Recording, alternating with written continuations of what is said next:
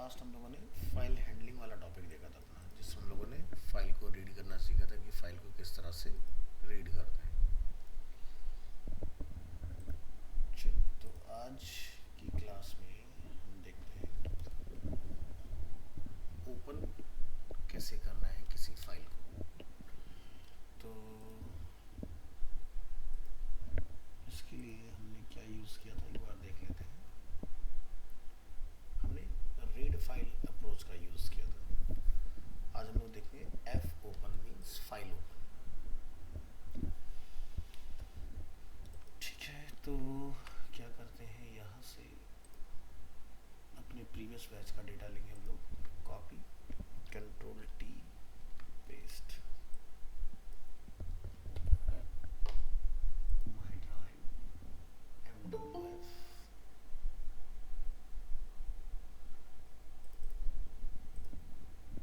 साहिल।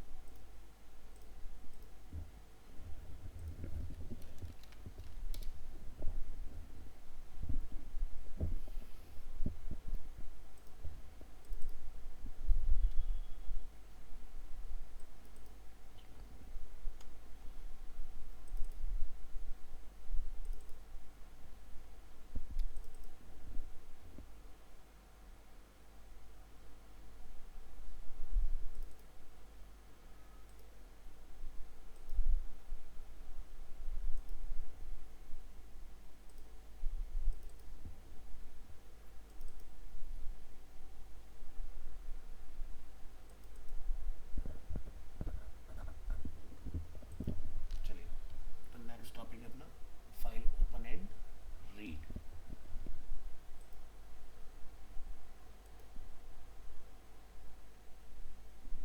हम थोड़ा सा और आगे चलते हैं।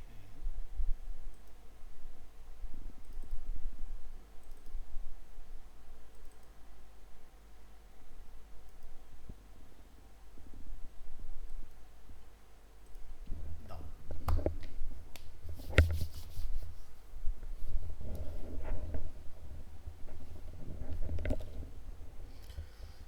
लास्ट क्लास जो आपको टास्क मिला था कंप्लीट किया सभी ने आगे, या रहता है अभी?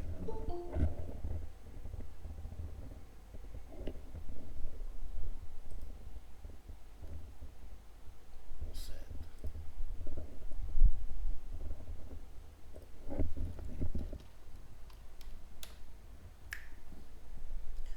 चारों लास्ट क्लास में हम लोगों ने टास्क रखा था, आप आए नहीं ऑफलाइन।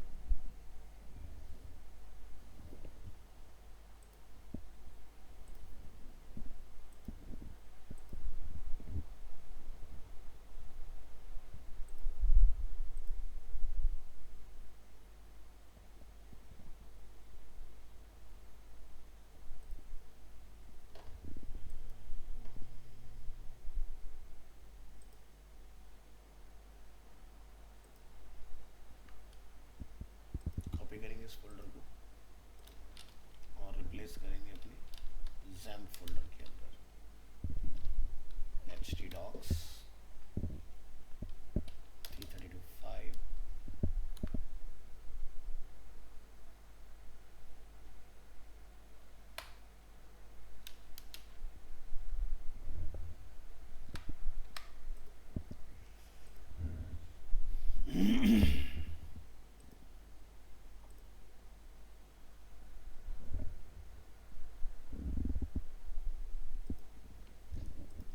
तो आज का टॉपिक हमारा ओपन एंड रीड। चलिए, ओपन करेंगे वेब ब्राउज़र में।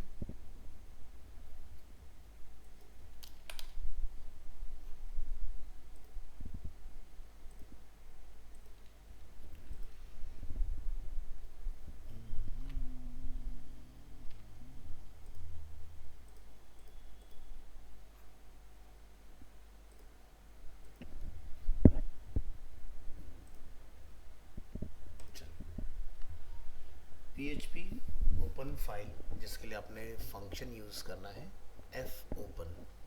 अ better method to open files is with the fopen function. This function gives you more options than read file function, जो कि हमने अर्लियर डिस्कस किया था.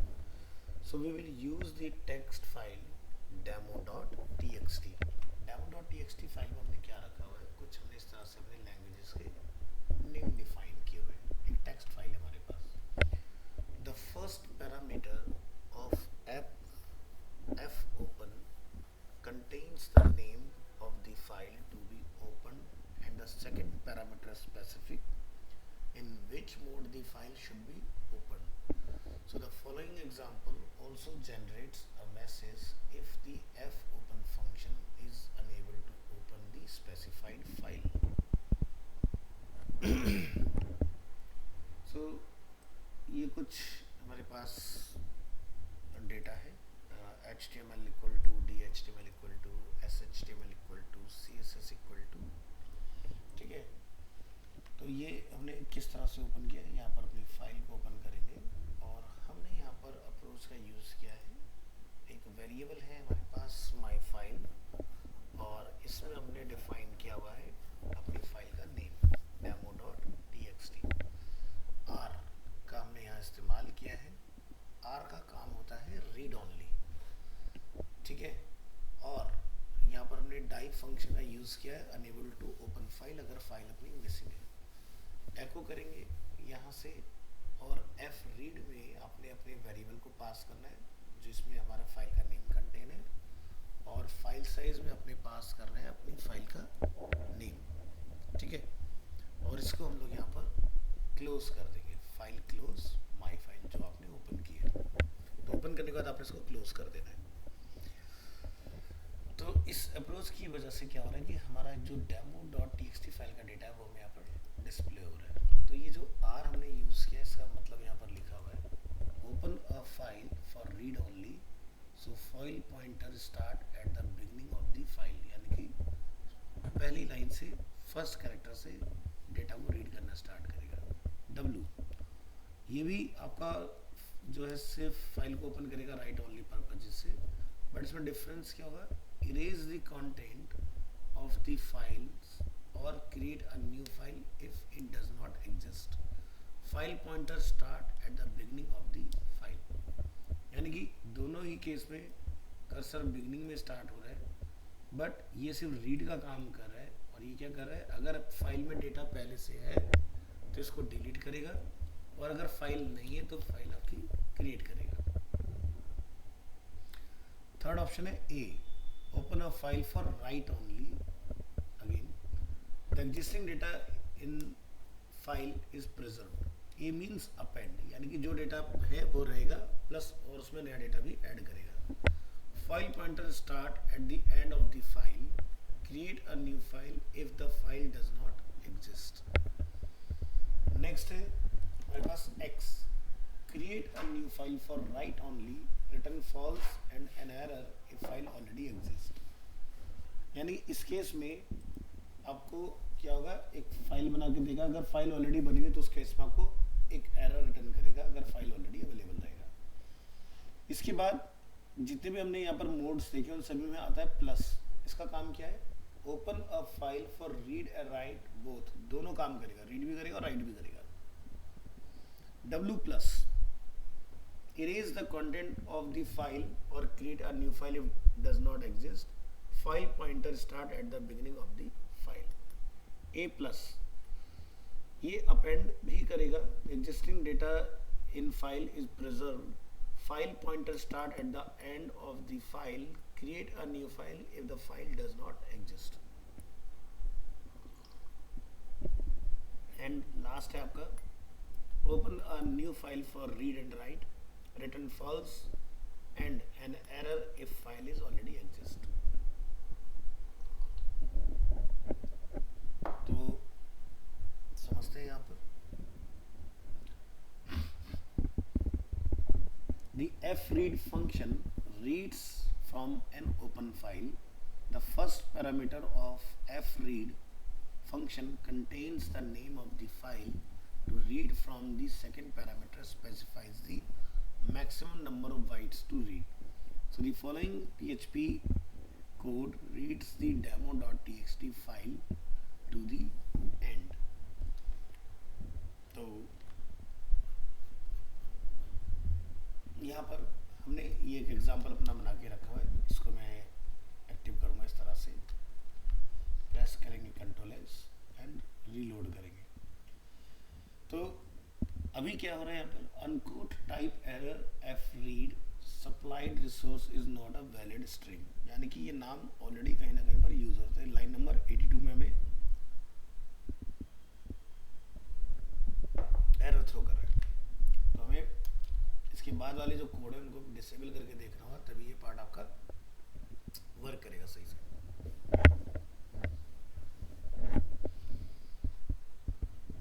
तो यहाँ पर आते हैं, इसका नाम है F read my file demo.txt।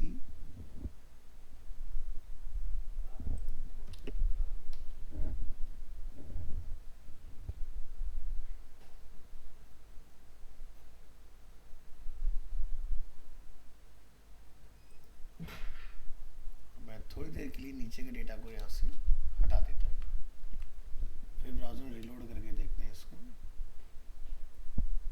ठीक है, तो इस फाइल में हम यूज़ कर रहे हैं एफ रीड, वेरिएबल का नेम है माई फाइल, और यहाँ पर हम लोग ट्राई कर रहे हैं फाइल साइज demo.txt। अब माई फाइल वेरिएबल जो है वो हमने यहाँ डिफाइन किया हुआ है, और वो सिर्फ रीड पर्पजेज से हमने डिफाइन किया हुआ है। तो एफ रीड आपकी वेरिएबल का नेम और फाइल साइज में demo.txt, और यहाँ पर हमने डिफाइन किया हुआ है एफ रीड और demo.txt। तो टू टाइम बेसिकली हमारा इस डॉक्यूमेंट में मैच हो रहा है, दैट्स व्हाई हमें एरर उस वजह से थ्रो करें। तो मैं अगर इसको यहाँ पे कमेंट कर लेता हूँ इस तरह से, तो ये देखिए एरर आपका सॉल्व हो रहा है, और इसको मैंने यहाँ पर किया एक्टिव, और मैं इस वाले एफ रीड को यहाँ पर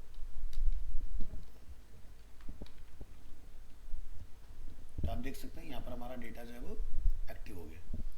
तो पहले हमारा डेटा क्यों नहीं आ रहा था, उसके ना आने के पीछे का कारण है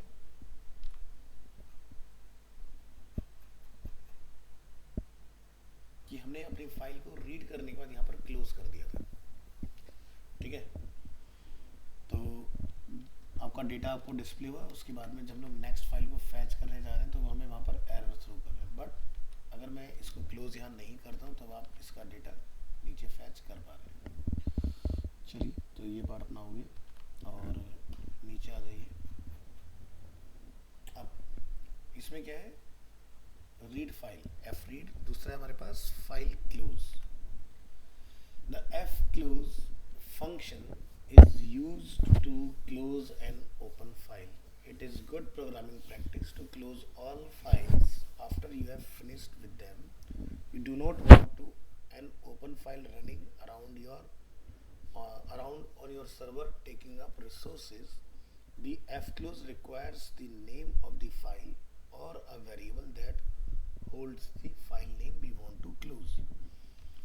So ये हमारे पास फाइल है जिसको हमने यहाँ पर रीड किया, और उसके बाद में हमने फाइल को क्या करा, उसके बाद में क्लोज किया हुआ है। ठीक है, तो ये हमारा आउटपुट आ गया। इसी तरह से PHP read single line fgets function. So fget function is used to read a single line from a file. तो आप यहाँ देख सकते हैं हमारे मल्टी लाइन से हमें सिर्फ सिंगल लाइन का ही डेटा रिसीव हो रहा है। तो हमने यहाँ पर डिफाइन किया fget। fget से आप सिंगल लाइन को रीड कर पाएंगे। तो हमारा इस demo.txt फाइल में आप देखेंगे तो ये मैटर लिखा हुआ है, और आउटपुट में आपको वही फर्स्ट लाइन रिटर्न हो रही है इस तरह से। So after call to the fget function the file pointer has move to the next line. Next आता है check end of file fe off। The fe of function check if the end of file has been reached. The fe of function is useful for loop through data of unknown length. The example below reads the demo.txt file line by line until end of file is reached.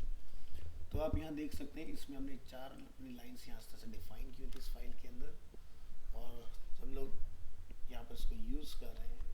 तो आप यहाँ देखेंगे इसके अंदर F E of पे आपको आपका entire line का डेटा रीड हुआ और उसके बाद में क्लोज हो गया, और हर एक लाइन को रीड करने के बाद में आपका बी आर ऐड होते जा रहा है। Next, PHP read single character F get C file get character, इसका फुल फॉर्म हुआ the F get function is used to read a single character from a file. The example below reads a demo.txt file character by character until end of file is reached. तो again हम लोग while loop के अंदर use करें F E of, और हम इस बार use करें फाइल गेट करेक्टर, ठीक है। तो ये रिजल्ट आपको एंटायर डेटा प्रिंट करेगा। So after a call the fget character function, the file pointer moves to the next character. तो ये आपके फाइल के अंदर डिफरेंट ऑप्शंस हैं ओपन और रीड को लेके। नेक्स्ट आता है create and right. So create and right के लिए हम इस फाइल को ओपन करेंगे। सो PHP create file f open a f open function is also used to create a file, maybe a little confusing, spelling mistake इसको सही कर लेते हैं, maybe a little confusing।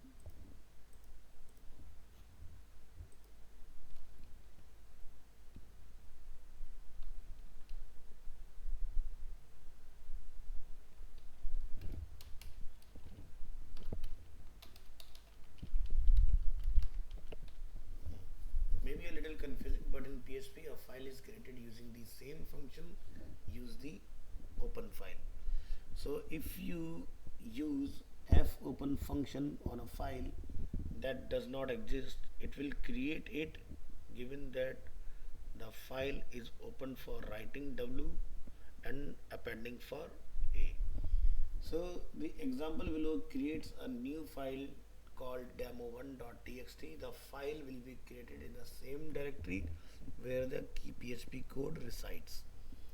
So example, PHP file permissions. So if you are having errors when trying to get this code to run, check that you have granted your PHP file access to write information to the hard drive. तो file के लिए हमने क्या करना है, यहाँ पर लोग यूज करेंगे इसके लिए एफ ओपन अप्रोच और demo1.txt। तो जैसे कि अभी मेरे पास demo1 यहाँ पर जो फाइल है इसके अंदर मेरे पास अरीना एनिमेशन, प्रीत यार, ठीक है, अरीना मल्टीमीडिया साउथ एक्सटेंशन, इस तरह से काफ़ी कुछ पड़ा हुआ है। तो फिलहाल मैं ये फाइल जो अपनी हटा देता हूँ यहाँ से demo1 को। हमने इस फाइल को रिमूव किया, मैं इस कमेंट को अनकमेंट करूँगा, फाइल को सेव करूँगा, ब्राउज़र में रीलोड करूँगा। तो आप यहाँ पर क्या देखिए, demo1 के नाम से हमारी फाइल क्रिएट हो चुकी है इस तरह से। और दूसरा, हमने जो अपना नीचे लास्ट में डिफाइन किया हुआ है उसमें क्या है, हमने कुछ डेटा भी बताया कि क्या डेटा लिख कर आना है हमने उसमें। तो देखो एफ ओपन का काम क्या, अगर फाइल ऑलरेडी है तो उसको ओपन कर लेगा, अगर फाइल नहीं है तो फाइल को क्रिएट भी कर देगा। तो मैंने अभी आपकी नॉलेज के लिए demo1 फाइल को डिलीट किया आपके सामने, लेकिन जब हम फाइल को सेव करके ब्राउज़र में जाकर रीलोड करते हैं तो हमारी demo1 फाइल ऑटोमेटिकली क्रिएट होती है इस तरह से, ठीक है। डेटा कहाँ से है, तो डेटा यहाँ नीचे हमने डिफाइन किया हुआ है इसमें arena multimedia and South Extension, जिसकी वजह से वो डेटा आपको वहाँ पर डिस्प्ले हो रहा है।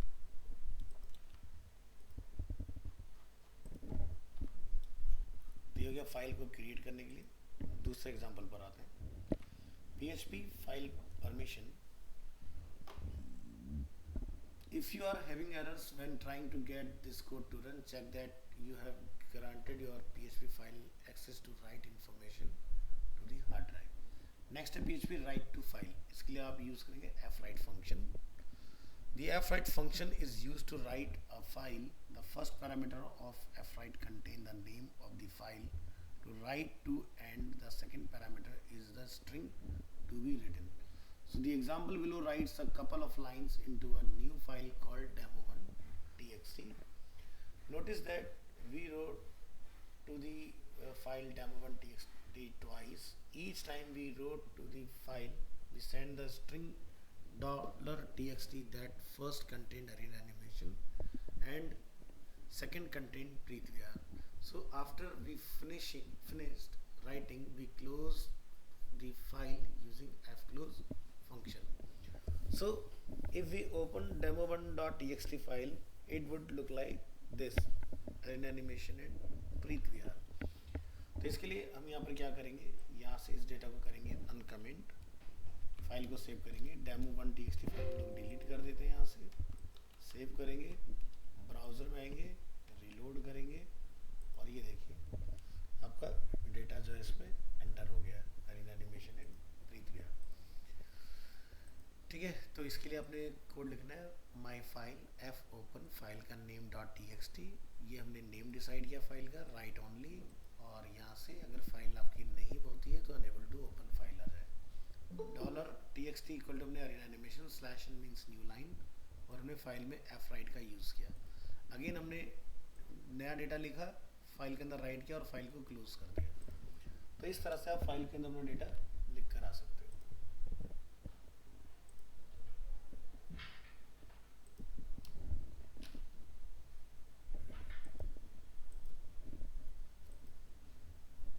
नेक्स्ट बात करते हैं ओवरराइटिंग की, कि PHP में ओवरराइट कैसे होगा। सो now that demo1.txt contains some data, we can show that happens when we open an existing file for writing. All the existing data will be erased and start with an empty file. So in the example below, we open our existing file demo1.txt and write some new data into it. So if we now open the demo1.txt file, both arena animation and pretvr has vanished and only the data we just wrote is present. तो जैसे कि अभी हमारी file में demo1.txt में ये matter available है, मैं इस कोड को यहाँ से करता हूँ कमेंट और नए कोड को हम यहाँ से करते हैं एक्टिव। सो अब आप वहाँ देखेंगे अरेना एनिमेशन साउथ एक्सटेंशन आपको देखने के लिए मिलेगा। रिलोड करेंगे फाइल, demo1.txt क्रिएट हो गई है,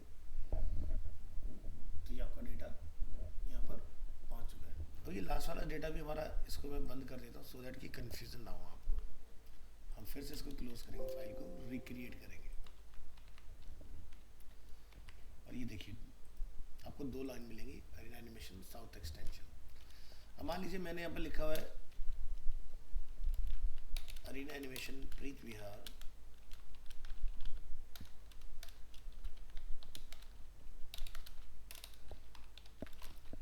तो ये पुराने डेटा को रीलोड करने में देखो हटा देगा, आपका नया डेटा ये आ गया फिर से। तो ये क्या होता है, ओवरराइटिंग। ठीक है, चलिए आगे देखते हैं। अब नेक्स्ट वाले में हमारी रिक्वायरमेंट क्या है कि नया डेटा भी रहे और पुराना डेटा भी रहे उसके अंदर। तो इसके लिए आपने यूज करना था अपेंड टेक्स्ट। हम इस अप्रोच के साथ जाएंगे। So you can append data to a file by using a mode. A stand for append. The A mode appends text to the end of the file, so while the W moves override and erase the old content of the file. So in the example below, we open our existing file demo1.txt and append some text to it. So if we now open the demo1.txt file, we will see that arena animation pretvr and arena multimedia south extension is appending to the file, to the end of the file. तो browser में reload करिए अपनी file को और open करके देखिए, तो यहाँ पर आपका डेटा अवेलेबल है। मैं देखो डेटा डिलीट कर देता हूँ, ब्राउज़र में रिलोड कर दें, आके चेक करेंगे ये अवेलेबल है। आप फिर से एक बार पेज को रिलोड कीजिए, नया डेटा आपका उसमें अपेंड हो रहा है। ठीक है, तो जितनी बार भी आप वहाँ पर अपनी फाइल को ओपन करके राइट करेंगे, उतनी बार आपका डेटा उस फाइल के अंदर अपेंड होते जाएगा। ये नहीं कि अब रिप्लेस हो रहा है हमारा डेटा। तो ये कैसे पॉसिबल है, इसके लिए हमने यहाँ पर ए का यूज़ किया हुआ है। ये देखिए यहाँ पर ए फ्लैग। ठीक है, चलिए नेक्स्ट टॉपिक पर आते हैं। नेक्स्ट टॉपिक अपने पास file upload.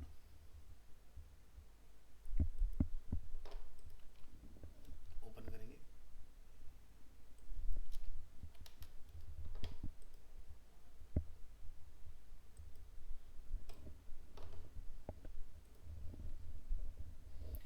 so with PHP it is easy to upload files to the server. However, with ease comes danger, so always be careful when allowing file uploads. So configure the PHP ini file. आपको अपनी file open करनी है और वहाँ पर ये check करना है कि आपका फाइल अंडरस्कोर अपलोड ऑन है या ऑफ है। सो बाय डिफॉल्ट वैसे आपका ऑन ही रहता है जैम के अंदर। तो अगर हम लोग यहाँ पर आते हैं कॉन्फ़िगरेशन PHP ini और आपको यहाँ पर फाइंड कर लेना है file underscore uploads, control F, file underscore uploads. तो यहाँ पर आपका बाय डिफॉल्ट ऑन है।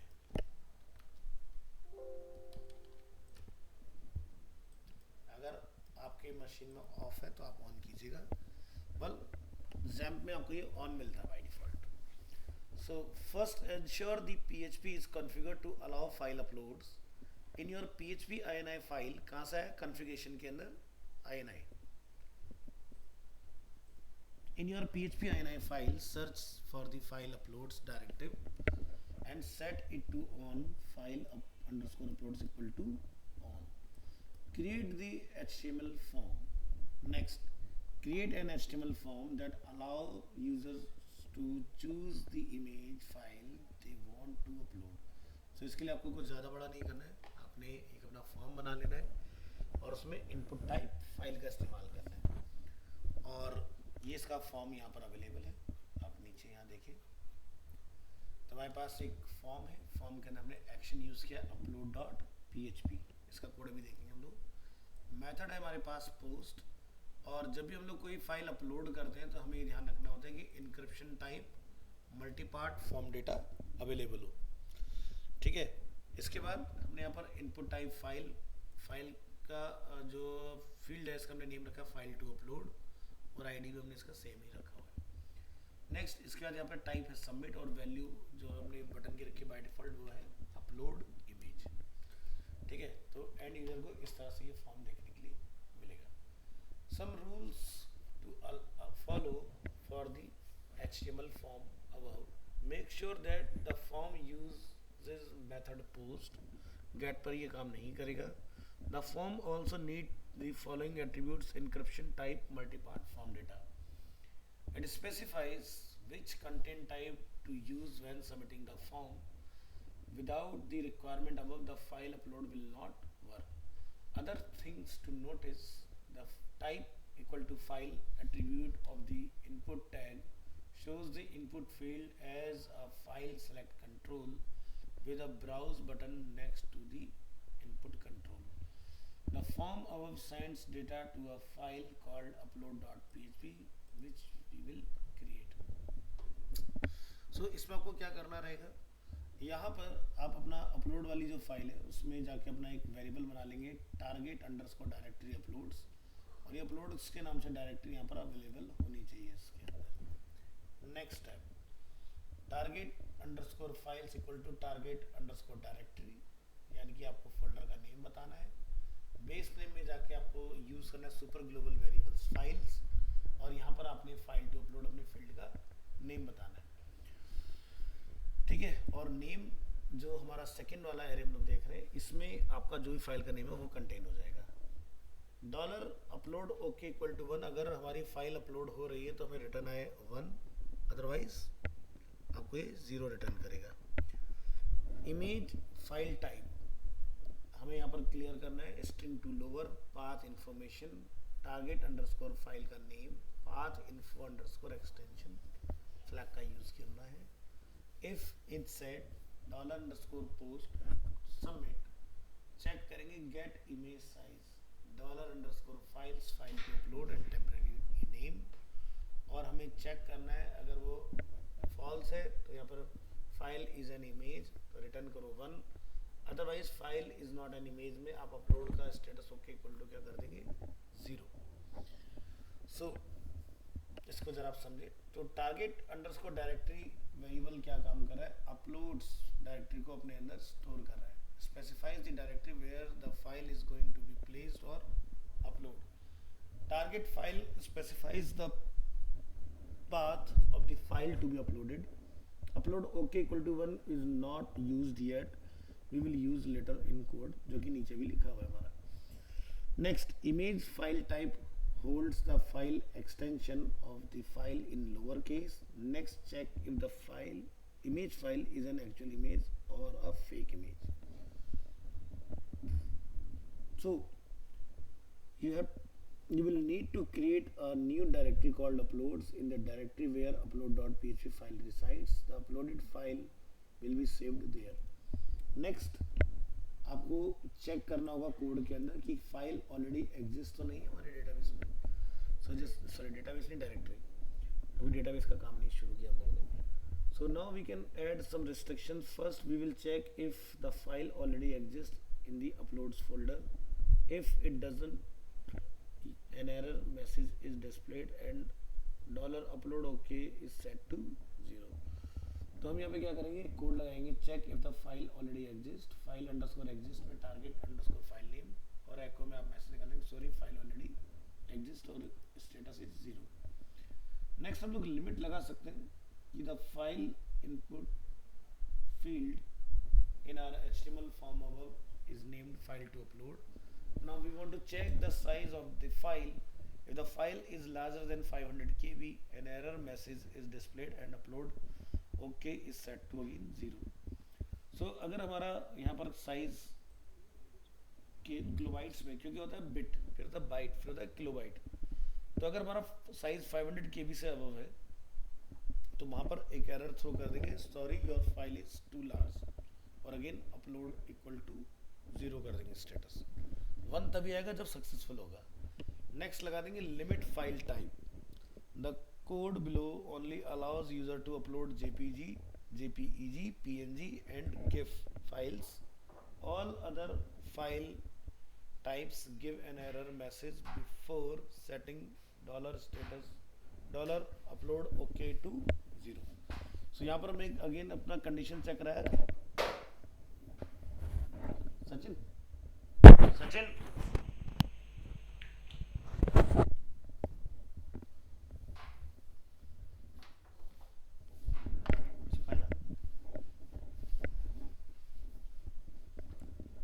तो यहाँ पर हम लोग चेक करेंगे if image file type is not equal to JPG, not equal to PNG, not equal to JPEG, not equal to GIF, तो आप यहाँ से एक मैसेज कर देंगे sorry only JPG, JPEG, PNG and GIF files are allowed, और upload status जो रहेगा हमारा वो अगेन 0 हो जाएगा।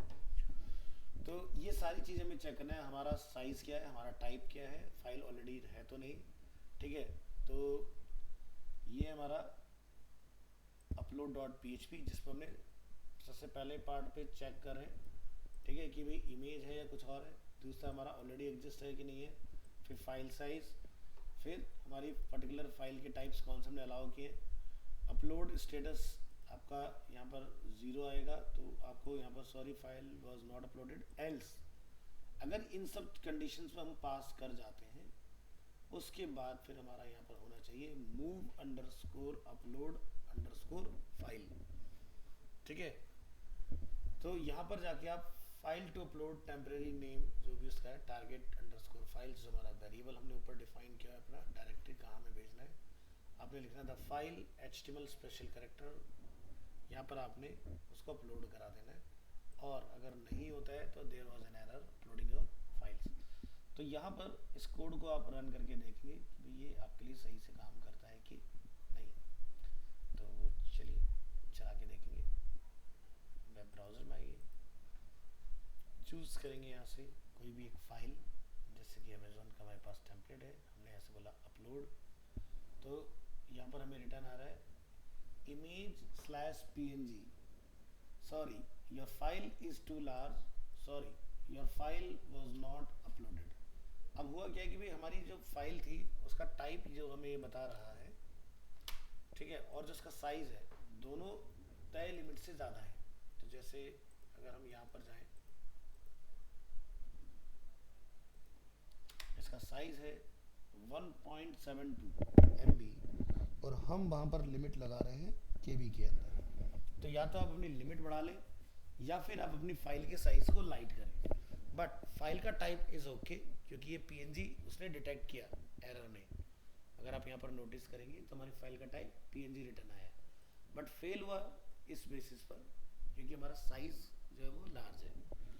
तो मैं कोई और छोटी इमेज ट्राई करके देखता हूँ। यहाँ से क्लिक ऑन बैक, चूज, इसको वीडियोज हैं, डाउनलोड में आते हैं और अगर हमें कोई छोटा ग्राफिक मिल जाता है तो हम उसको ट्राई करेंगे। जैसे कि ये चल जाएगा, हमने यहाँ से किया ओपन एंड अपलोड। तो आप देख सकते हैं file is an image slash PNG, the file 3.png has been uploaded. अगर ये अपलोड हुई होगी तो ये मेरी यहाँ पर अवेलेबल हो जाएगी। यहाँ पर आप देखेंगे इसको, ये आपकी फाइल जो भी हमने अपलोड की वो यहाँ पर अवेलेबल है इस तरह से।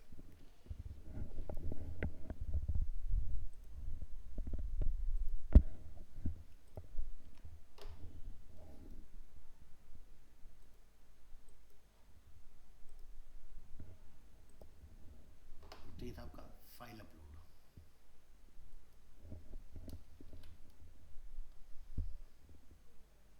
नेक्स्ट हमारे पास ऑप्शन है कुकीज़। कुकीज़ क्या होती हैं? जो बेसिकली हम लोग इंफॉर्मेशन यूज़र के कंप्यूटर में इंजेक्ट करते हैं। डिफरेंट पर्पज से कुकीज़ का इस्तेमाल होता है, तो स्टेप बाय स्टेप समझेंगे। PHP cookies. What is a cookie? A cookie is often used to identify a user. A cookie is a small file that the server embeds on the user's computer. Each time the same computer requests a page with a browser, it will send the cookie to. So with PHP you can both create and retrieve cookies value.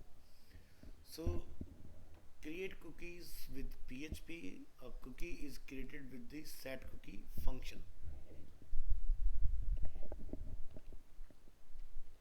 तो इस syntax में हम लोग क्या क्या लिख सकते हैं? setCookie is a function.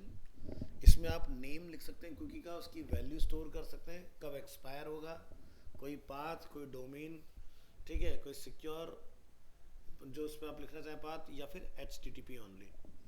So only the name parameter is required and rest जितने भी आपके पास ऑप्शन है वो ऑप्शनल रहेंगे इसमें parameters, but name is important. So PHP create retrieve a cookie. The following example, create a cookie name the user with the value app tag. The cookie will expire after 30 days. 86,400 multiply 30, तो जो भी आपको output मिलेगा वो 30 days होगा। तो देखो 86,400 में हम लोग कैसे पहुँचे? 1 मिनट में 60 सेकंड होते हैं और यहाँ लिखिए कैलकुलेटर, 1 मिनट में 60 सेकंड, 1 घंटे में 60 मिनट और 1 दिन में 24 घंटे। तो आपकी वैल्यू आती है 86,400। ठीक है, अब इनको आपने मल्टीप्लाई कर देना है 30 से, तो आपके 30 दिन के टोटल टाइम निकल के आ जाएगा। तो टोटल टाइम बनाइए, तो ऐसे आप डिफाइन करते हो। तो the forward slash means that the cookie is available in entire website, otherwise select the directory you prefer कि कहाँ पर आपने उस cookie को यूज करना है। Next, we then retrieve the value of cookie user using the global variable $_cookie, and we also use the isSet function to find out if the cookie is set. So the setCookie function must appear before the HTML tag. The value of the cookie is automatically URL encoded when sending the cookie and automatically decode when received to prevent URL encoding. So use set raw cookie instead. तो हम यहाँ से अपनी file open करते हैं, cookie example 1, और cookie example 1 file अगर हम लोग VS कोड में देखें तो हमने हमने यहाँ पे लिखा हुआ है क्या, cookie name equal to user और कुकी वैल्यू क्या है, एपटेक। और हमने इस कुकी को सेट किया, कुकी नेम कुकी वैल्यू, और हमने अपना टाइम यहाँ पर कंफर्म किया इसके अंदर। तो 86,400 इक्वल टू बनता है आपका 1 डे, और ये जो कुकी की लाइफ है वो है भी राइट नाउ 1 मंथ के लिए, 30 डेज के लिए।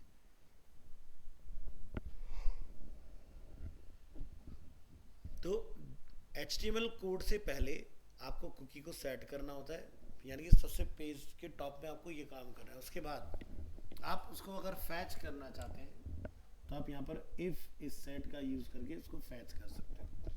तो अभी यहाँ पर रिटर्न आ रहा है कुकी यूज़र वो सक्सेसफुली सेट, यानी कि हमारी कुकी सेट हो चुकी है। अगर नहीं होती तो उस केस में आपको रिटर्न आता है is not set yet.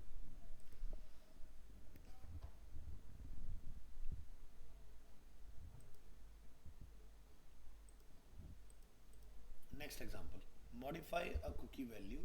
To modify a cookie, just set again the cookie using the set cookie function, और हम यहाँ से modify cookie में आ सकते हैं। तो इसके लिए हमने एग्जांपल बनाया 2। तो यहाँ पर ये था हमारा 1 वाला एग्जांपल, इसमें कुकी का नेम था यूज़र और वैल्यू थी एपटेक। 2 वाले में हमने क्या करा, कुकी का नेम और वैल्यू यूज़र और अरेना एनिमेशन यहाँ पर डिफाइन किया हुआ है। तो cookie user was successfully set and its value is Aptech, but मैं अगर रीलोड करूँगा तो मुझे यहाँ पर देखो अरेना एनिमेशन रिटर्न आ रहा है, यानी कि कुकी आपकी अपडेट हो चुकी है। Next,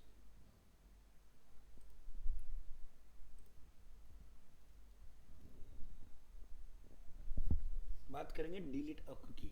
to delete a cookie use the set key function with an expiration date in the past, यानी कि नेगेटिव आपने कोई डेट देनी है।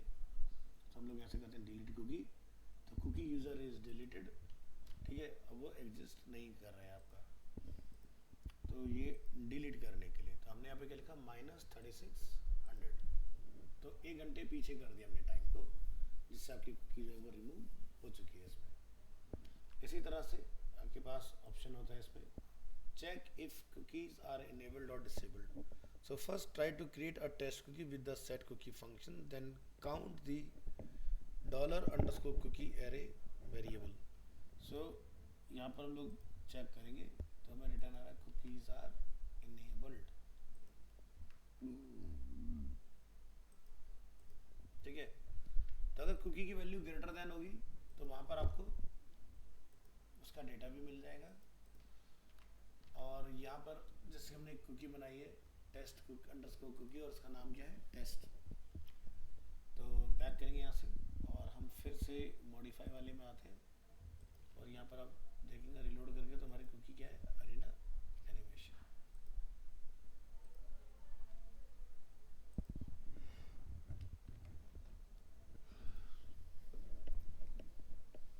तो कुकी अलग अलग तरह की होती हैं, जैसे कि सेशन कुकी। सेशन मतलब कि कोई एक बंदा किसी जगह पर लॉगिन करता है और 1 घंटे तक अगर वो कुछ नहीं कर रहा है तो उसका सेशन लॉग आउट हो जाए ड्यू टू सिक्योरिटी रीज़न। तो ये सब काम आप करवा सकते हो। चलिए नेक्स्ट हमारा इसमें टॉपिक आता है सेशन कुकी। तो इसका यूज़ आपका साइन इन साइन अप में भी बहुत अच्छे से हम लोग करते हैं। तो समझते हैं session.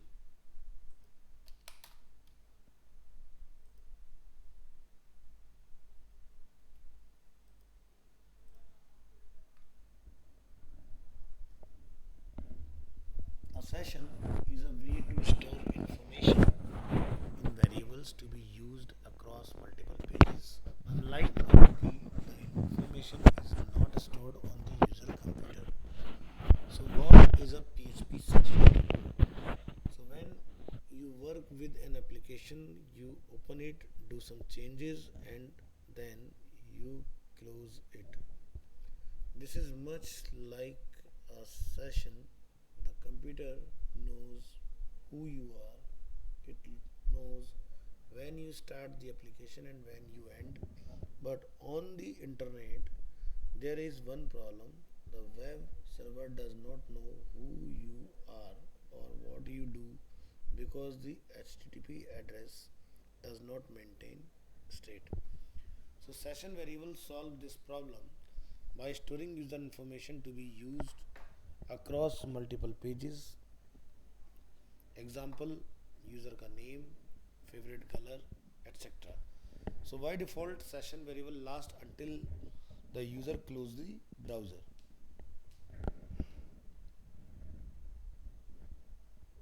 So session variable holds information about one single user and are available to all pages in one application. So if you need a permanent storage, you may want to store the data in a database. So start a PHP session. A session is started when the session underscore start function with the session underscore start function. Session variable are set with the PHP global variable dollar underscore session. So get the session variables, यहाँ click करेंगे, यहाँ पे लिखा आ रहा है session variable are set.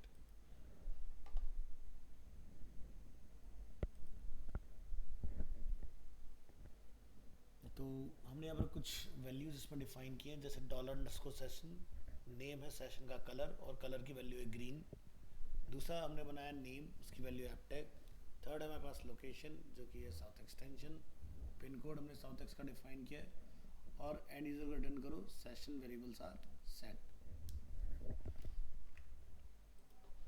Next, get PHP session variable value. Next, we create another page called fetch session variable 1.php. From this page, we will access the session information we set on the first page, session example. So notice that session variables are not passed individually to each new page. Instead, they are retrieved from the session we open at the beginning of each page with the help of session underscore start function. Also notice that all session variable values are stored in the global session variable.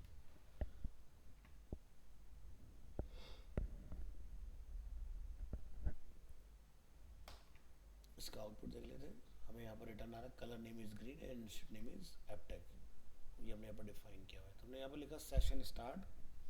देखो हमने बनाया था PHP session वाली file में, लेकिन start करने के बाद हम डेटा जो है वो यहाँ तक फैच कर पा रहे हैं इस फाइल में, जबकि इस फाइल में कोई डेटा नहीं है. But because of session super global variable की हेल्प से ये डेटा आप सेशन स्टार्ट से फैच कर रहे हैं यहाँ पर. तो जब हम लोग साइन इन साइन अप कराते हैं तब हम लोग सेशन स्टार्ट करते हैं जब यूज़र लॉगिन करता है, और जब तक वो लॉगिन के अंदर काम करता रहेगा वो सेशन आपका कंटिन्यू रहेगा. नेक्स्ट,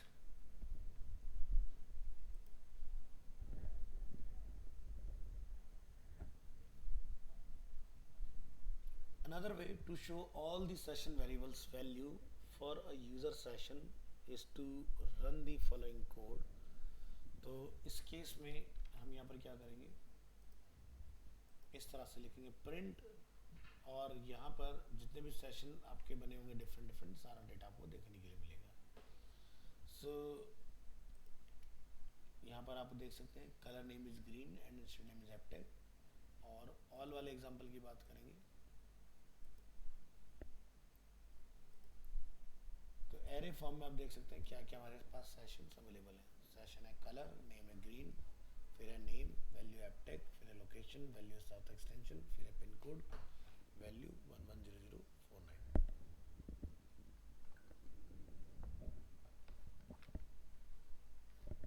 तो इस तरह से भी आप अपने सारे सेशंस वेरिएबल का डेटा फैच कर सकते हो.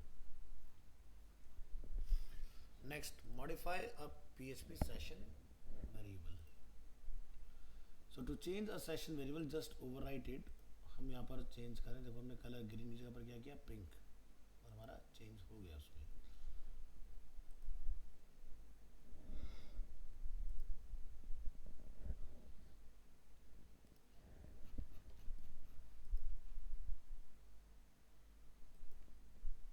तो ये अपनी फाइल चेंज सेशन वेरिएबल, और आप यहाँ देख सकते हैं हमने इस कलर की वैल्यू को अपडेट कर दिया और इसका आउटपुट फिर जब हमने फैच किया तो कलर हमारा ग्रीन की जगह पर पिंक रिटर्न आ रहा है।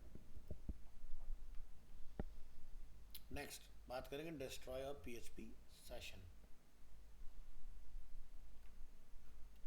To remove all global session variable and destroy the session, use session underscore unset and session underscore destroy।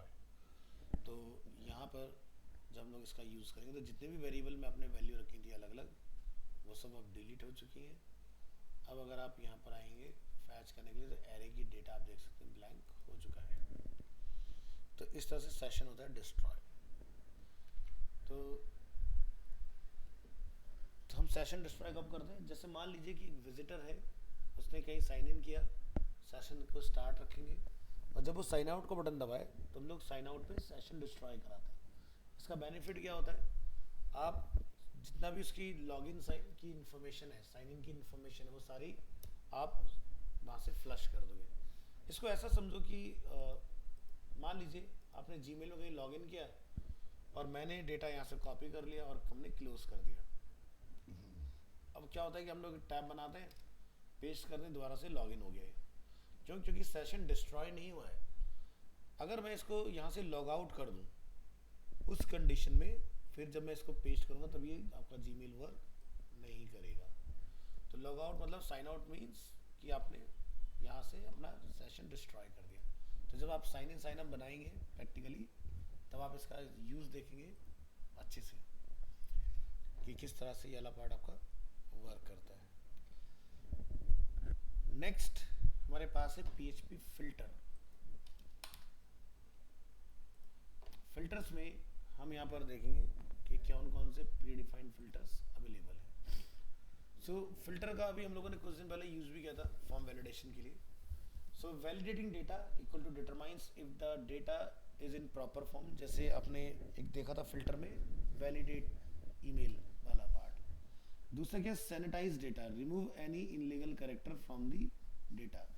The PHP filter extension, spelling mistake है यहाँ पर। So PHP filters are used to validate and sanitize input. The PHP filter extension has many of the functions needed for checking user input and is designed to make data validation easier and quicker. The filter underscore list function can be used to list what the PHP filter extensions offer. तो अगर हम लोग यहाँ click करते हैं तो इतने सारे हमारे पास रेडीमेड बने बनाए फिल्टर्स, जैसे कि integer, boolean, float, validate regular expression, validate domain, validate URL, validate email, validate IP address, validate MAC address, string, strip encoded, ठीक है, special character, full special character, unsafe underscore raw, email, URL, number underscore integer, number underscore float, add underscore slashes and callback. तो ये सारे filters आपके पास readymade available है और ये इनकी आईडीज है। आईडी से आपको कोई लेना देना नहीं है, आपके लिए ये चीज़ें काम करती हैं। जैसे वैलिडेट ईमेल, हमने इसका यूज़ करके देखा। तो अगर आप जैसे वहाँ पर वेबसाइट का यूआरएल अगर अपडेट करा रहे थे, ठीक है, तो वहाँ पर आप रेगुलर एक्सप्रेशन ना यूज़ करके वहाँ पर आप इस तरह से इसका यूज़ कर सकते हैं, वैलिडेट यूआरएल। तब भी आपका जो यूआरएल वाला फील्ड था वो वैलिडेट हो जाएगा।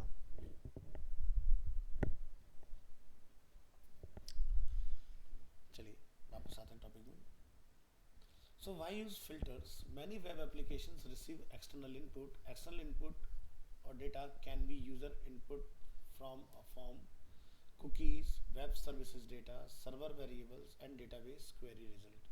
You should always validate external data.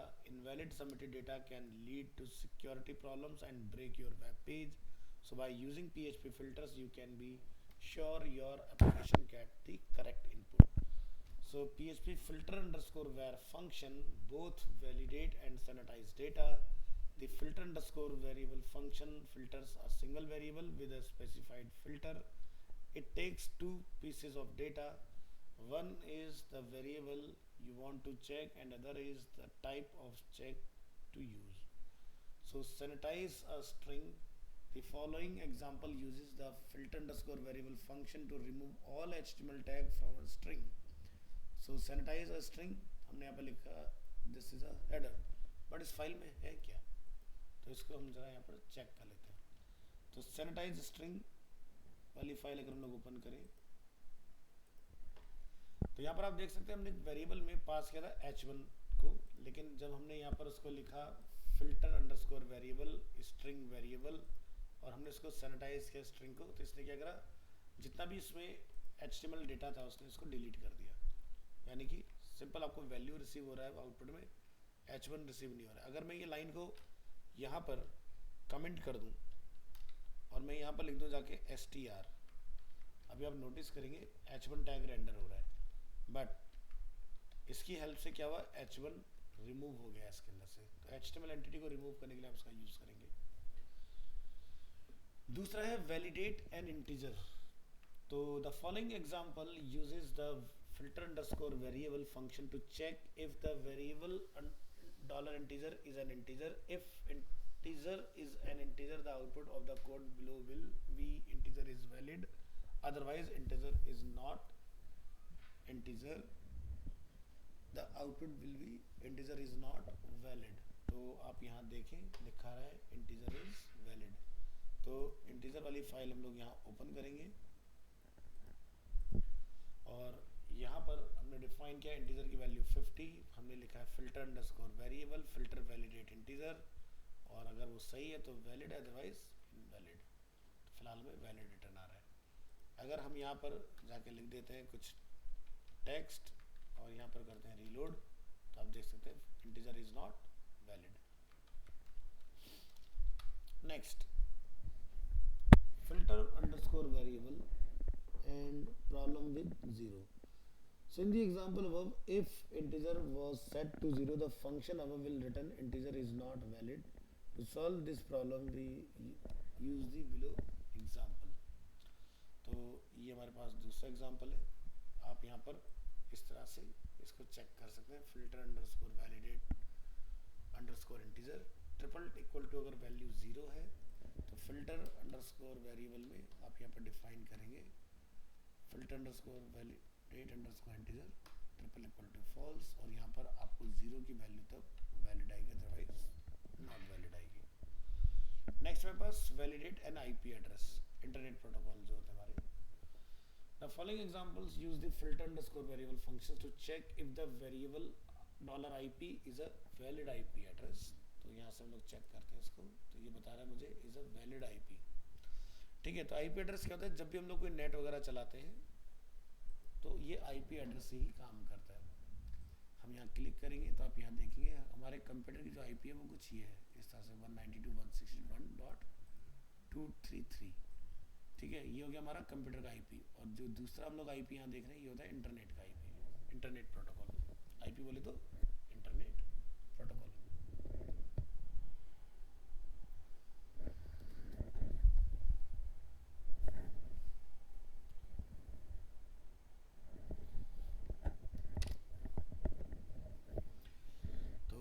चलिए यहाँ पर हम लोग जाते हैं इधर और आईपी वाले पार्ट को हम लोग ओपन कर लेंगे। अब मान लीजिए मैं आईपी यहाँ पे जाके कुछ लिख देता हूँ इस तरह से, जो कि सही नहीं है, तो ये इस कंडीशन में इसको रिटर्न करेगा इज़ नॉट वैलिड। और अगर ये 4 के पेयर में आपको दिखाई देगा तभी उस कंडीशन में उसको बताएगा वैलिड। तो ये भी आपका बना बनाया है, इसके लिए आपको कोई रेगुलर एक्सप्रेशन लिखने की ज़रूरत नहीं होती है। नेक्स्ट हमारे पास ऑप्शन है इसमें sanitise and validate an email address. तो इसके लिए आप यहाँ पर डिफाइन करेंगे वैलिडेट एन ईमेल, और यहाँ पर आप देख सकते हैं info@bestanimationindia.com is a valid email ID. ठीक है, और अगर हम लोग ईमेल वाले पार्ट से जाके .com हटा देते हैं तो ये हो गया इनवैलिड। ठीक है, तो ये देखो ये आपको लिखना पड़ेगा filter underscore validate underscore email, इससे आपका ये वैलिडेशन होगा। लेकिन इससे पहले आप इसको सैनिटाइज भी ज़रूर करेंगे, यूज़र कुछ इसमें पास ना करे, तो filter underscore sanitise underscore email इसका भी आपने इस्तेमाल करना है। तो ये ईमेल को क्लीन करेगा और फिर उसको वैलिडेट करेगा। नेक्स्ट हमारे पास ऑप्शन है यूआरएल को वैलिडेट करने के लिए। तो filter underscore variable function is to first remove all illegal character from a URL, then check if it is a valid URL. तो जैसे मैंने ये पूरा वेबसाइट का नेम लिखा है यहाँ पर, तो ये कहता है यूआरएल इज़ वैलिड। अगर मैं यूआरएल वाले पार्ट से जाके यहाँ से ये हटा देता हूँ और रह जाता है livastu.com, तो आप देखेंगे ये इनवैलिड हो गया उस केस में। ठीक है, तो आप यहाँ पर सैनिटाइज करने के बाद उसको वैलिडेट करा सकते हो इस तरह से। तो ये हुए हमारे फिल्टर्स जो कि आपकी मेहनत बचाएंगे, आपके काम को आसान करेंगे, इनका यूज़ करोगे। तो बहुत ज़्यादा रेगुलर एक्सप्रेशन पीएचपी में हमें नहीं लिखने पड़ते। पीएचपी को बहुत इजी बनाया गया है ताकि इतना लोड ना लेना पड़े। फिल्टर के बाद आपके कुछ एडवांस फिल्टर्स भी होते हैं, जैसे कि हमारे पास यहाँ पर पीएचपी फिल्टर एडवांस, और हम यहाँ पर देखेंगे validate an integer within a range. So इसकी हेल्प से हम यहाँ पर पता लगाएंगे कि function to check if a variable is both of type integer and between 1 to 200। तो यहाँ पर लिखा है variable value is within the legal range.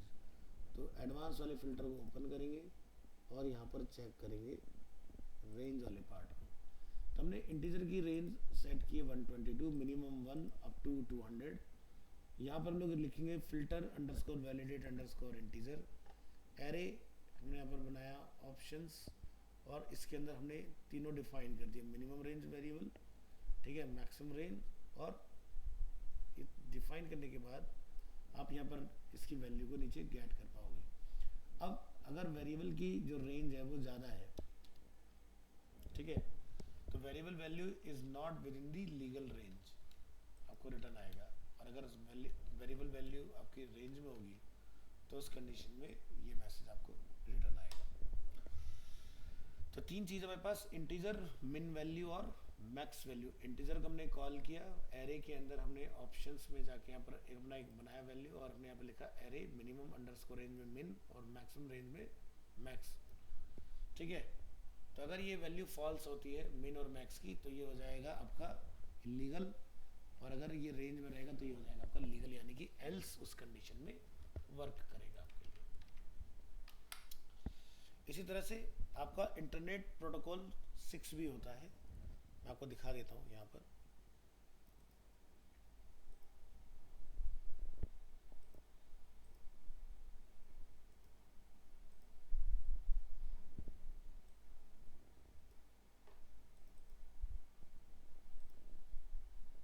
Six का पैटर्न थोड़ा बड़ा होता है, ये होता है 6, ठीक है।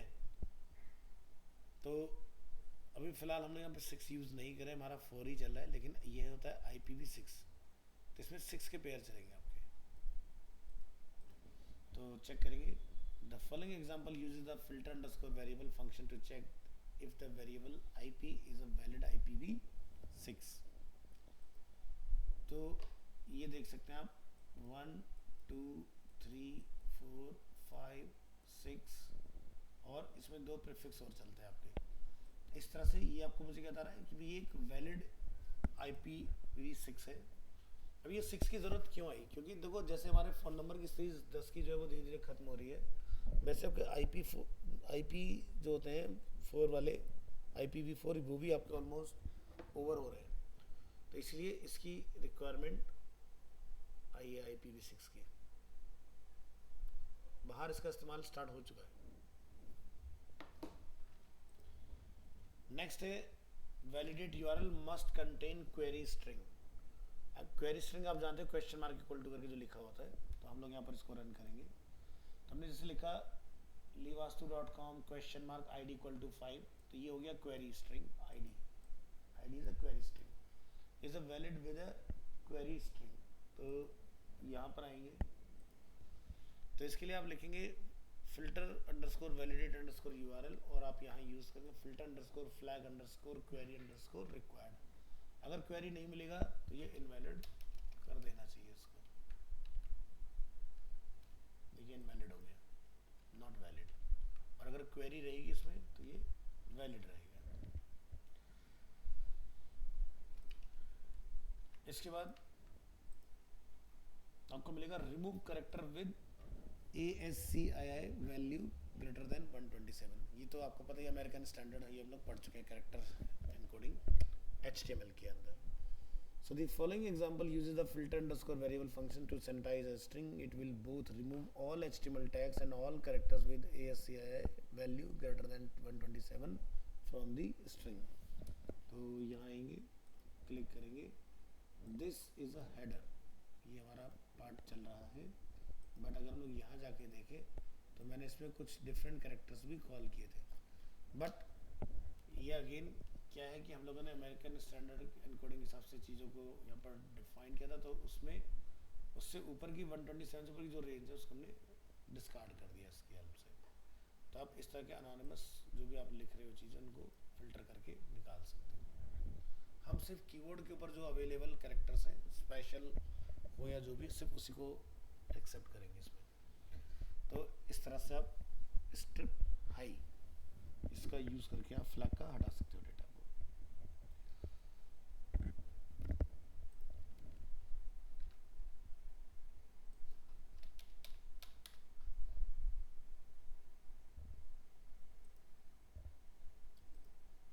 नेक्स्ट हमारे पास कॉलबैक फंक्शन। कॉलबैक क्या काम करता है? A callback function, often referred to as just callback, is a function which is passed as an argument into another function. Any existing function can be used as a callback function. To use a function as a callback function, pass a string containing the name of the function as the argument of another function. So जैसे example के तौर पर pass a callback to PHP array underscore map function to calculate the length of every string in an array. तो हम यहाँ पर क्या कर रहे हैं, इधर आएंगे और कॉलबैक को ओपन कर लेते हैं। तो यहाँ पर हमने एक फंक्शन बनाया, फंक्शन my अंडरस्कोर कॉलबैक, और उसमें हमने डॉलर आइटम को पास किया हुआ है और हमने यहाँ से रिटर्न करा string length parameter dollar item को। अब क्या हो रहा है, हम यहाँ पर एक स्ट्रिंग एरे बनाया हमने जिसमें एप्पल बनाना चेरी अवेलेबल है, हम इसकी लेंथ निकालनी है। तो हमने यहाँ पर डिफाइन किया length equal to array underscore map my callback, और हमने अपने वेरिएबल को पास कर दिया इसके अंदर स्ट्रिंग को। और जब हम लोग प्रिंट रेफरेंस का यूज़ कर रहे हैं लेंथ, तो ये आपको यहाँ पर रिटर्न करेगा इस तरह से कुछ। So use as anonymous function as a callback for PHP array underscore map function। तो यहाँ पर ही आपको बताएगा भाई किस किस में कितनी कितनी लेंथ है। तो एरे की 0 पोजीशन पर आप यहाँ देखेंगे 5 की लेंथ है, 1 पोजीशन पर 6 की लेंथ है, 2 पोजीशन पर 6 की लेंथ है, 3 पोजीशन पर 7 की लेंथ है। ठीक है, तो आप यहाँ नीचे वाले में देखोगे 1 2 3 4 5 6 7 1 2 3 4 5 6 आप देख सकते हैं। तो इस तरह से आपका डेटा जो है वो लेंथ निकालने में काम आ जाएगा इस तरह से। तो आप एरे, एक तो होता है एरे की लेंथ निकालना, एक होता है एरे के आइटम्स की कैरेक्टर लेंथ को गेट करना। Next, callback is in user defined functions. So user defined function and methods can also take callback function as arguments. To use callback function inside a user defined function or method, call it by adding parenthesis to the variable as pass argument as with normal function. So जैसे हम लोग यहाँ देख रहे हैं run a callback from a user defined function, तो हमने यहाँ पर एक प्रिंट कराया hello world how are you। नीचे आते हैं, हमने क्या लिखा इसके लिए, हमने एक फंक्शन बनाया एक्सक्लेम। ठीक है, यहाँ पर एक्सक्लेमेटरी का सिंबल बनेगा, पूछ है आस्क तो क्वेश्चन मार्क लगेगा। एक और फंक्शन बनाया print formatted string and format, ये दोनों हमने पैरामीटर बनाए इसमें। एको कराया हमने डॉलर फॉर्मेट और उसके अंदर हमने पास कर दिया अपना स्ट्रिंग। प्रिंट फॉर्मेटेड में हमने यहाँ पर लिखा हेलो वर्ल्ड और हमने लिखा एक्सक्लेमेटरी। प्रिंट फॉर्मेटेड में लिखा हाउ आर यू और हमने यहाँ पर आस्क को लिखा। तो एक्सक्लेमेटरी लिखेंगे तो एक्सक्लेमेटरी का सिंबल बनेगा, आस्क को लिखेंगे तो क्वेश्चन मार्क का सिंबल आएगा, और इसका आउटपुट है ये इस तरह से। तो ये एक एग्जांपल है इसका। नेक्स्ट आपके पास आता है Jason.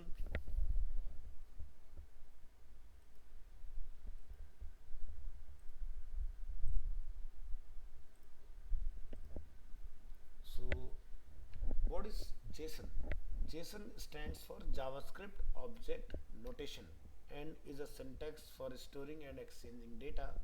Since the JSON format is a text-based format, it can easily be sent to and from a server and used as a data format by any programming language.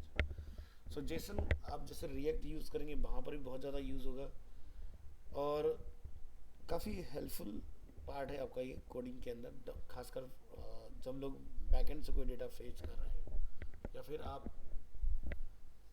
किसी API के through कोई design build कर रहे हैं, उस case में Jason पर आपको काम करना होगा। तो जैसे हमारे बैच में शिवम एंड कौन अवेलेबल है, निशांत।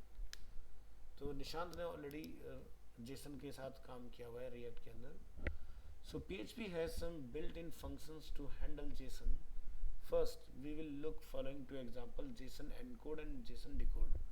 अगर आपने अपने एग्जिस्टिंग डेटा को जेसन में डालना है तो आप लिखेंगे एनकोड, और अगर आपके पास कोई जेसन डेटा है उसको PHP से प्रिंट करने के लिए आप लिखेंगे decode. So JSON encode function is used to encode a value to JSON format. This example shows how to encode an associative array into a JSON format. तो यहाँ पर हम अपने कोड में आएंगे और यहाँ पर आप देखें हमने एसोसिएटिव एरे का यूज़ किया जिसमें पीटर इज़ अ की, उसकी एज है 35, बैन इज अगेन की, उसकी एज है 37, जॉय उसकी एज है 43। हमने एको किया जेसन एनकोड एज वेरिएबल को, और जब हमने इसको प्रिंट किया तो इसका आउटपुट मुझे जेसन फॉर्म में कुछ इस तरह से रिटर्न आ रहा है। इसी तरह से this example shows how to encode an index array into a JSON array. तो यहाँ पर आप देखेंगे हमने लिखा एरे और इसमें वॉल्वो BMW होंडे और हमने जेसन एनकोड किया, तो ये देखिए आपको इस तरह से रिटर्न आ रहा है। बात करते हैं decode. JSON decode function is used to decode a JSON object into a PHP object और एन एसोसिएटिव एरे। तो this example decodes JSON data into a PHP object. तो आप देख सकते हो यहाँ पर ये कुछ मुझे इस तरह से रिटर्न आ रहा है डेटा, तो डिकोड हो चुका है। तो ये पहले हमने इसको एनकोडेड डेटा दिया इस तरह से, तो जब भी आप इसको कोई एनकोडेड डेटा देते हैं तो सिंगल कोट में आप यहाँ से इस तरह से पास करेंगे। क्यों करेंगे? क्योंकि डबल कोट में ऑलरेडी की अवेलेबल है, दैट्स वाई। बस हमने डिकोड करना है, तो ये आपको एसोसिएटिव एरे के फॉर्म में डेटा आपको रिटर्न करेगा। The JSON decode function returns an object by default. The JSON underscore decode function has a second parameter and when set to true JSON object are decoded into associative array. अभी आपका पहले से और clear होकर आपको मिलेगा इस तरह से। So PHP accessing the decoded value. So here are two examples of how to access the decoded value from an object and from an associative array. So here is the example. हम नीचे आते हैं, यहाँ पर हमने कुछ इस तरह से अपना डिफाइन किया पीटर, उसकी एज, बैन, और हमने यहाँ पर लोकेशन जिसमें इससे हमने डिफाइन किया हुआ है। तो ये भी एक तरीका है डिकोड करने का। आप लिखेंगे यहाँ से ऑब्जेक्ट जिसमें हमने डिकोड किया है, ऑब्जेक्ट के अंदर की लगा के आप पीटर, वेन, जॉय, लोकेशन सारी की लिखेंगे और इनके अगेंस्ट आपको सबका डेटा मिल जाएगा। बट इसी का बेटर तरीका होता है कि हम लोग लूप का इस्तेमाल करें, उससे आपका काम और आसान हो जाता है। ये रिमूव मैंने कोई फाइल बनाई होगी, इसको हटा देते हैं यहाँ से, इसका कोई काम नहीं है।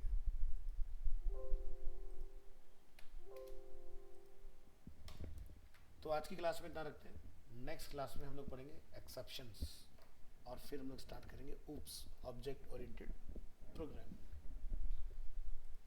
तो फाइल आपके साथ शेयर करेंगे और इन सभी के ऊपर प्रैक्टिकल आपके एग्जांपल्स आएंगे जब हम लोग थ्योरी वाला पार्ट अपना खत्म करेंगे, और आप अच्छे से चीज़ों को समझोगे कि किस जगह पर इनका इस्तेमाल कर सकते हैं।